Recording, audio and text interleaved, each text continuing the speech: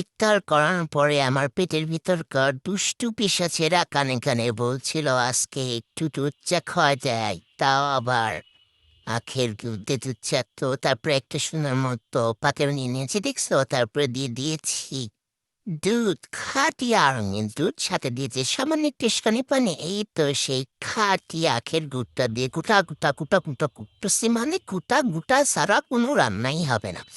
তো দেখছো দেখছো, গোটা গোটা দিতে দিতে দিতে দিতে ওটা সুন্দর মতো মিশাই নিতেছি, ঠিক আছে? তা আবার গোটা গোটা গোটা গোটা দিবা, ঠিক আছে? যদি আমি এত গোটা দিতে পারি রে ভাই, আমার এত ধৈর্য তো সে করতে আসছে। তো গোটা গোটা হয়ে গেছে, দোয়া হয়ে গেছে। তারপরে তো সুন্দর মতো করে দুধ গুড়ের মিশ্রণটা উতলে উঠছে, তারপরে দিয়ে দিয়েছি পরিমাণ মতো চাপাতি, ঠিক আছে? তোমরা সবাই জানো কেমনে কি চাপাতি দিতে, আমার আর বলা লাগবে না। ভাবতেছি এই যা হইতে ভাবতেছি আমার নানির দুষ্টু মেয়েটা আমাকে চেঁচা দিবিন বাসায় গেলে, যদি এখন কাছে নেই। তো ফাইনালি আমার চারটা হয়ে গেছে। দেখছো, আবার একটু গুটা দিয়ে দিবা, ঠিক আছে? হাত দিয়া, মানে পাতিলের হ্যান্ডেল ধরে হাত দিয়া না, টুকু।